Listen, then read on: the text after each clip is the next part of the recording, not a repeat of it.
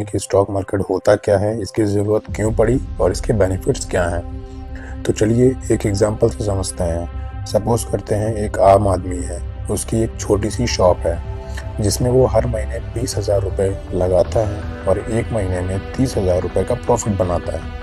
और यही अगर वो एक महीने में 40,000 रुपये लगाए तो एक महीने में 60,000 रुपये कमा सकता है। लेकिन उसके पास इतने पैसे नहीं हैं तो वो क्या करेगा? या तो किसी से उधार मांगेगा, छोटा अमाउंट है तो कोई भी इजीली दे सकता है। अगर किसी ने नहीं भी दिया तो बैंक लोन दे देगी और उस छोटे से अमाउंट से एक महीने के प्रॉफिट के बाद लोन कवर कर लेगा। या किसी से कर्ज भी लिया होगा तो वो उतर जाएगा। लेकिन यहीं पर बात करें, एक बिजनेसमैन है जिसकी एक बड़ी कंपनी है जो हर महीने 1 करोड़ लगाता है और 2 करोड़ का प्रॉफिट बनाता है।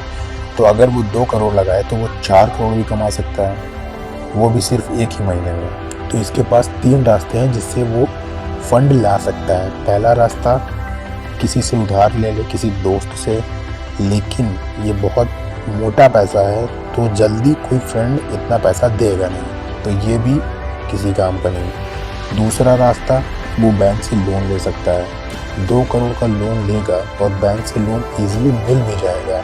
लेकिन लोन जो मिलेगा 2 करोड़ का, उसमें उसको जीएसटी, टैक्स, इतना ज़्यादा इंटरेस्ट देना पड़ जाएगा कि 30-40 लाख रुपए तो उसको लॉस नहीं होगा। फिर अगर उसकी कंपनी में कोई प्रॉब्लम हो जाए या उसका महीना अच्छा ना जाए जिससे उस कंपनी को लॉस हो, तो वो लोन टाइम पर नहीं दे पाएगा, जिससे उसकी कंपनी में प्रॉब्लम आ सकती है। कंपनी बंद भी हो सकती है और कर्ज से बिजनेसमैन और कंपनी डूब भी सकता है। इसका मतलब ये भी रास्ता ठीक नहीं है। तो इसके बाद आता है तीसरा रास्ता, स्टॉक मार्केट। बिजनेसमैन क्या करेगा, जितने रुपए की ज़रूरत है कंपनी को, वो उतने रुपए का आईपीओ लॉन्च करेगा और स्टॉक मार्केट में अपनी कंपनी को लिस्ट करा देगा। आईपीओ हम डीप में नेक्स्ट वीडियो में समझेंगे। स्टॉक मार्केट में लिस्ट कराने से क्या होगा कि अब आम लोग इस कंपनी में पैसा लगा सकते हैं।